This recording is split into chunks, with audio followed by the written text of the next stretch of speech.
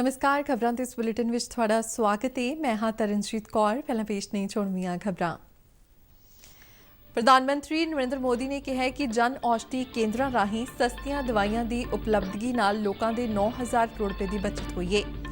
ਜਨ ਔਸ਼ਧੀ ਦਿਵਸ ਮੌਕੇ ਪ੍ਰਧਾਨ ਮੰਤਰੀ ਨੇ ਸ਼ਿਲੌਂਗ ਵਿੱਚ 75ਵਾਂ ਜਨ ਔਸ਼ਧੀ ਕੇਂਦਰ ਰਾਸ਼ਟਰ ਨੂੰ ਸਮਰਪਿਤ ਕੀਤਾ। केंद्रीय खेतीबाड़ी मंत्री नरेंद्र सिंह तोमर ने कहा कि केंद्र सरकार रेड़का खत्म करने लई खेती सुधार कानूनों में सोध करने लई तैयार है।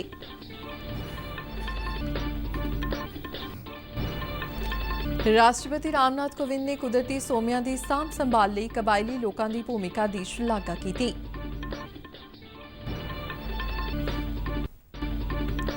संसद के बजट इजलास का दूजा गेड़ भलके तो शुरू होकर 8 अप्रैल तक चलेगा।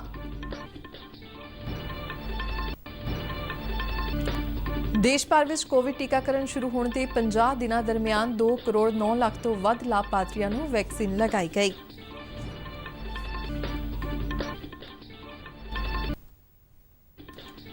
मुख्यमंत्री कैप्टन अमरिंदर सिंह वालों भलके कौमांतरी महिला दिवस मौके महिलाओं लिए 8 विशेष पहलकदमियां की शुरुआत की जाएगी।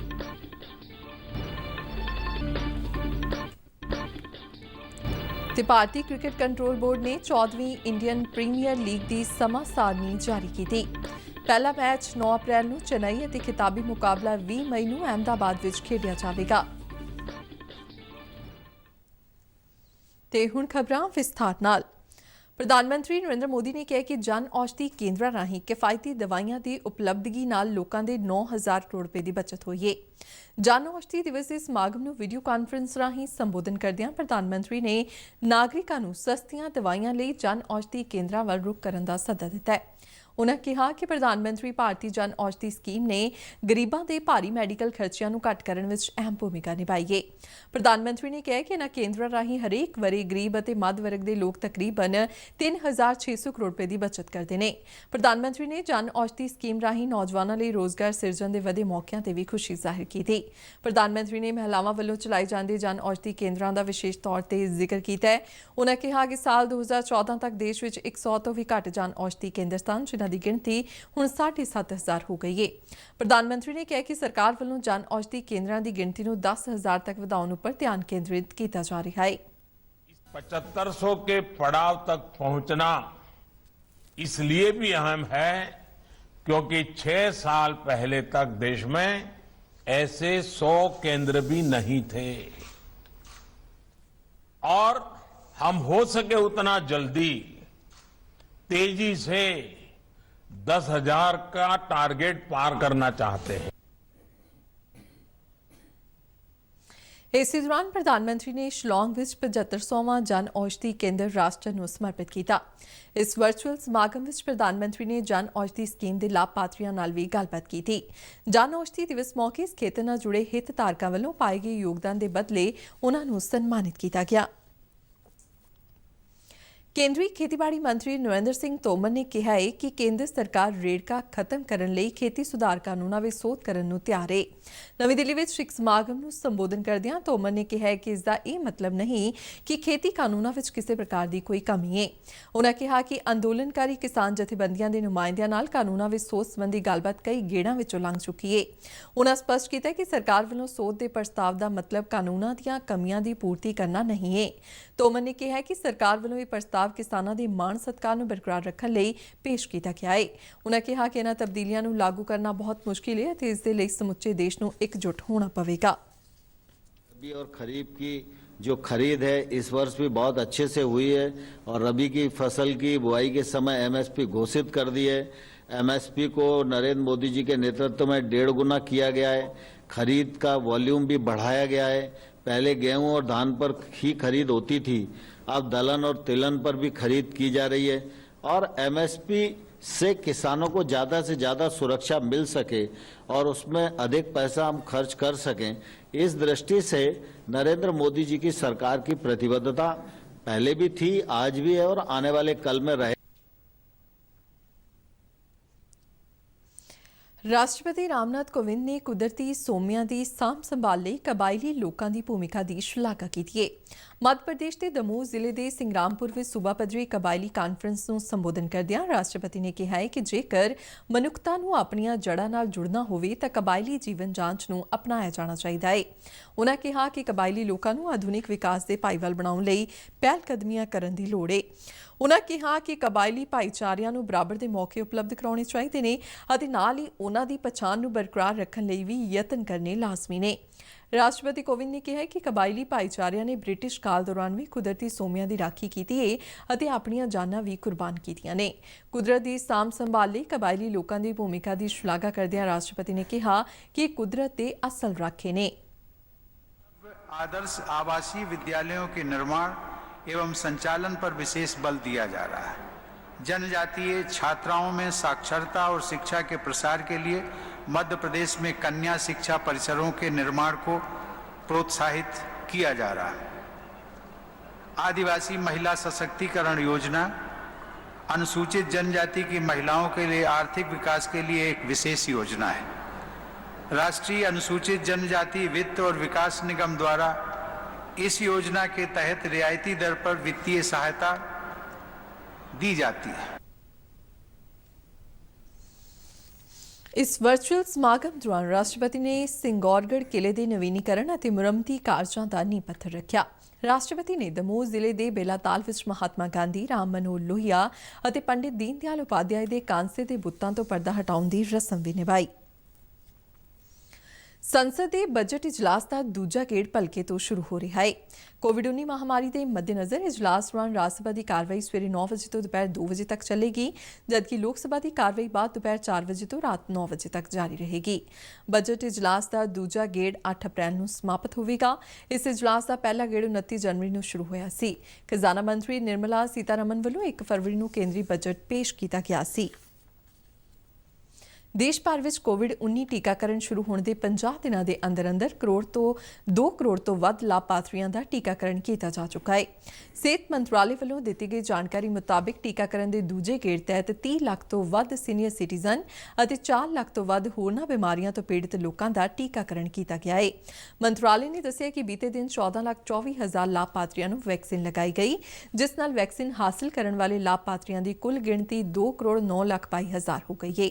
सेहत मंत्रालय मुताबिक भारत दुनिया के उन्हां कुछ 94 मुल्कों की सूची में शामिल हो गया है जिन्होंने इन्ने घट समय में वड्डी गिनती में लोगों का टीकाकरण किया है। देश में 16 जनवरी तो दुनिया की सब तो वड्डी टीकाकरण मुहिम की शुरुआत की गई सी। इस दौरान कोविड-19 तो सेहतयाब होने की दर तकरीबन 97% हो गई है। बीते 24 घंटिया में 14,392 मरीज सेहतयाब हुए। हुण तक 1,08,68,000 मरीज कोविड-19 तो सेहतयाब हो चुके हैं। मंत्रालय मुताबिक बीते 24 घंटिया में कोविड-19 के 18,711 नवे केस सामने आए ने। देश भर में एक्टिव केसां की गिणती 1,84,000 है, जो कि कुल केसां का तकरीबन 1.65% है। मंत्रालय वालों दी गई जानकारी मुताबिक 24 घंटिया दौरान 100 मरीजों की मौत हुई है। महामारी नाल हुण तक 1,57,756 लोग जाना गवा चुके हैं। देश की आज़ादी के 75 वरे मुकम्मल होने संबंधी कौमी जश्नां की रूपरेखा तैयार करने लिए कौमी कमेटी की मीटिंग भलके होने जा रही है। 259 मैंबरी इस कमेटी की प्रधानगी प्रधानमंत्री नरेंद्र मोदी वर्चुअल माध्यम राही करेंगे। इस कमेटी वालों कौमी और कौमांतरी पद्धर ते सुतंत्रता दिवस के जश्नां संबंधी नीति निर्देश और हदायतां जारी कीतियां जाणगियां। इस कमेटी में केंद्रीय मंत्रियों, मुख मंत्रियों, राज्यपालों और वख-वख सियासी पार्टियों के नेतावां नूं शामिल किया गया है। साबका राष्ट्रपति Pratibha Patil, chief justice S.A. Bobde, साबका प्रधानमंत्री डॉक्टर मनमोहन सिंह और H.D. देवेगौड़ा समेत नोबल पुरस्कार जेतू अमृत्या सेन और कैलाश सत्यार्थी इस कमेटी का हिस्सा बनाया गया है। इस वरे 15 अगस्त को आज़ादी के 75 वरे मुकम्मल हो रहे हैं, जिस तो 75 हफ्ते पहला 12 मार्च तो जश्नां संबंधी प्रस्ताव रखा गया है। 12 मार्च को राष्ट्रपिता महात्मा गांधी के इतिहासिक नमक सत्याग्रह की 91वीं वरेगंढ भी मनाई जा रही है। पंजाब सरकार वालों महिलावां दे शक्तिकरण ते उन्हां दी रखिया लई कीतियां जा रहीआं कोशिशां तहत संयुक्त राष्ट्र ते विश्वव्यापी एजेंसियां नाल हत्थ मिलाउण दी तैयारी है, जिस संबंधी मुख मंत्री कैप्टन अमरिंदर सिंह वालों कौमांतरी महिला दिवस मौके भलके 8 विशेष पहलकदमियां की शुरुआत की जाएगी। इन्हां पहलकदमियां विच 2407 मास्टर काडर महिला अध्यापकां नूं नियुक्ति पत्र सौंपणे, सारी पुलिस थाणियां विच औरतां लई सांझ शक्ति हैल्प डेस्क अते 181 सांझ शक्ति हैल्पलाइन स्थापित किए जाना शामिल है, जिन्हां विच मुख्य तौर ते महिला ऑपरेटर काम करन ਜਾਣਗੀਆਂ ਤਾਂ ਜੋ ਮਹਿਲਾਵਾਂ ਵਿਰੁੱਧ ਅਪਰਾਧਾਂ ਵੱਲ ਢੁਕਵੀਂ ਪ੍ਰਤੀਕਿਰਿਆ ਦਿੱਤੀ ਜਾ ਸਕੇ। ਇੱਕ ਸਰਕਾਰੀ ਬੁਲਾਰੇ ਨੇ ਅੱਜ ਚੰਡੀਗੜ੍ਹ ਵਿੱਚ ਦੱਸਿਆ ਕਿ ਕੈਪਟਨ ਅਮਰਿੰਦਰ ਸਿੰਘ ਵੱਲੋਂ ਭਲਕੇ ਚੰਡੀਗੜ੍ਹ ਦੇ ਪੰਜਾਬ ਭਵਨ ਤੋਂ ਵਰਚੁਅਲ ਮਾਧਿਅਮ ਰਾਹੀਂ ਮਹਿਲਾ ਪੱਖੀ ਪਹਿਲਕਦਮੀਆਂ ਦੀ ਸ਼ੁਰੂਆਤ ਕਰਨ ਦੇ ਨਾਲ ਹੀ ਪੰਜਾਬ ਦੇ ਜ਼ਿਲ੍ਹਾ ਹੈੱਡਕੁਆਰਟਰਾਂ ਤੇ ਬਲਾਕ ਪੱਧਰ ਦੇ ਪ੍ਰੋਗਰਾਮਾਂ ਰਾਹੀਂ ਵੀ ਸ਼ੁਰੂਆਤ ਹੋਵੇਗੀ। ਸਮਾਜਿਕ ਸੁਰੱਖਿਆ, ਮਹਿਲਾ ਤੇ ਬਾਲ ਵਿਕਾਸ ਮੰਤਰੀ ਅਰੁਣਾ ਚੌਧਰੀ ਮੁੱਖ ਸਮਾਗਮ ਅਤੇ ਬਾਕੀ ਮੰਤਰੀ ਵਿਧਾਇਕ ਹੋਰਨੀ ਥਾਈਂ ਸਮਾਗਮਾਂ ਵਿੱਚ ਸ਼ਾਮਲ ਹੋਣਗੇ। ਇਸ ਮੌਕੇ ਸਕੂਲ ਸਿੱਖਿਆ ਵਿਭਾਗ ਵਿੱਚ ਨਵੇਂ ਭਰਤੀ ਹੋਏ ਮਹਿਲਾ ਅਧਿਆਪਕਾਂ ਵਿੱਚੋਂ ਕੁਝ ਅਧਿਆਪਕਾਂ ਨੂੰ ਮੁੱਖ ਮੰਤਰੀ ਨਿੱਜੀ ਤੌਰ ਤੇ ਨਿਯੁਕਤੀ ਪੱਤਰ ਸੌਂਪਣਗੇ। ਬੁਲਾਰੇ ਨੇ ਦੱਸਿਆ ਕਿ ਸੂਬਾ ਸਰਕਾਰ ਵੱਲੋਂ ਕੌਮਾਂਤਰੀ ਏਜੰਸੀਆਂ ਨਾਲ ਹੱਥ ਮਿਲਾਉਣ ਦਾ ਉਦੇਸ਼ ਔਰਤਾਂ ਦੇ ਅਧਿਕਾਰਾਂ ਦੀ ਰੱਖਿਆ ਕਰਨਾ, ਉਹਨਾਂ ਨੂੰ ਅਪਰਾਧਾਂ ਤੋਂ ਬਚਾਉਣਾ ਅਤੇ ਸਕੂਲੀ ਸਿਲੇਬਸ ਵਿੱਚ ਲਿੰਗ ਸੰਵੇਦਨਾ ਵਾਲਾ ਪਾਠਕ੍ਰਮ ਸ਼ੁਰੂ ਕਰਨਾ ਹੈ। ਸੂਬਾ ਸਰਕਾਰ ਨਾਲ ਜੁੜਨ ਵਾਲੀਆਂ ਏਜੰਸੀਆਂ ਵਿੱਚ UN ਮਹਿਲਾ, ਸੰਯੁਕਤ ਰਾਸ਼ਟਰ ਵਿਕਾਸ ਫੰਡ, ਸੰਯੁਕਤ ਰਾਸ਼ਟਰ ਵਸੋ ਫੰਡ, ਅਬਦੁਲ ਲਤੀਫ ਜ਼ਮੀਰ ਪਾਰਟੀ ਐਕਸ਼ਨ ਲੈਬ ਅਤੇ ਫਿਊਲ ਫਰੈਂਡਸ ਫਾਰ ਐਨਰਜਾਈਜ਼ਿੰਗ ਲਾਈਵਜ਼ ਸ਼ਾਮਲ ਨੇ।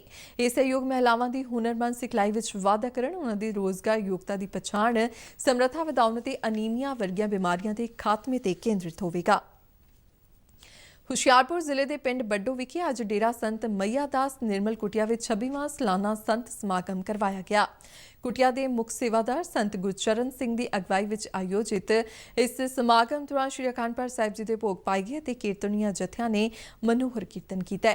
ਇਸ ਸੰਤ ਸਮਾਗਮ ਵਿੱਚ ਦੂਰ ਦੁਰੇਡੇ ਤੋਂ ਆਏ 100 ਤੋਂ ਵੱਧ ਸੰਤ ਮਹਾਂਪੁਰਸ਼ਾਂ ਨੇ ਹਿੱਸਾ ਲਿਆ, ਜਿਨ੍ਹਾਂ ਸੰਗਤ ਨੂੰ ਗੁਰਬਾਣੀ ਨਾਲ ਜੋੜਿਆ। ਸਮਾਗਮ ਦੌਰਾਨ ਫ੍ਰੀ ਮੈਡੀਕਲ ਕੈਂਪ ਵੀ ਲਗਾਇਆ ਗਿਆ, ਜਿਸ ਵਿੱਚ ਮਾਹਿਰ ਡਾਕਟਰਾਂ ਨੇ ਮਰੀਜ਼ਾਂ ਦਾ ਮੈਡੀਕਲ ਚੈੱਕਅਪ ਕਰਕੇ ਫ੍ਰੀ ਦਵਾਈਆਂ ਦਿੱਤੀਆਂ। ਕੌਮਾਂਤਰੀ ਐਥਲੀਟ ਈਸ਼ਰ ਸਿੰਘ ਦਿਓਲ ਦਾ ਅੱਜ ਜਲੰਧਰ ਵਿੱਚ ਅੰਤਿਮ ਸੰਸਕਾਰ ਕੀਤਾ ਗਿਆ।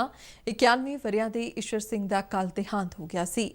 ਭਾਰਤ ਸਰਕਾਰ ਵੱਲੋਂ ਖੇਡਾਂ ਲਈ ਉਹਨਾਂ ਦੇ ਯੋਗਦਾਨ ਲਈ ਈਸ਼ਰ ਸਿੰਘ ਨੂੰ 2009 ਵਿੱਚ ਧਿਆਨ ਚੰਦ ਕੌਮੀ ਖੇਡ ਪੁਰਸਕਾਰ ਨਾਲ ਸਨਮਾਨਿਤ ਕੀਤਾ ਗਿਆ ਸੀ। ਈਸ਼ਰ ਸਿੰਘ ਦਿਓਲ ਨੇ ਏਸ਼ੀਆਈ ਖੇਡਾਂ ਵਿੱਚ 3 ਵਾਰ ਭਾਰਤ ਦੀ ਪ੍ਰਤੀਨਿਧਤਾ ਕੀਤੀ ਅਤੇ 1954 ਵਿੱਚ ਫਿਲੀਪੀਨਜ਼ ਵਿੱਚ ਹੋਈਆਂ ਏਸ਼ੀਆਈ ਖੇਡਾਂ ਵਿੱਚ ਸ਼ਾਟਪੁੱਟ ਵਿੱਚ ਕਾਂਸੇ ਦਾ ਤਮਗਾ ਜਿੱਤਿਆ। ਇਸ ਤੋਂ ਇਲਾਵਾ ਈਸ਼ਰ ਸਿੰਘ ਦਿਓਲ ਨੇ ਹੋਰਨਾਂ ਕਈ ਕੌਮਾਂਤਰੀ ਟੂਰਨਾਮੈਂਟ ਵਿੱਚ ਵੀ ਤਮਗੇ ਜਿੱਤੇ ਸਨ।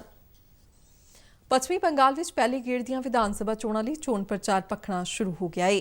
ਸੂਬੇ ਦੀਆਂ 30 ਵਿਧਾਨ ਸਭਾ ਸੀਟਾਂ ਤੇ 27 ਮਾਰਚ ਨੂੰ ਕਰਵਾਈਆਂ ਜਾਣ ਵਾਲੀਆਂ ਚੋਣਾਂ ਦੇ ਮੱਦੇਨਜ਼ਰ ਸਾਰੀਆਂ ਸਿਆਸੀ ਪਾਰਟੀਆਂ ਦੇ ਸਟਾਰ ਪ੍ਰਚਾਰਕ ਚੋਣ ਰੈਲੀਆਂ ਕਰ ਰਹੇ ਨੇ।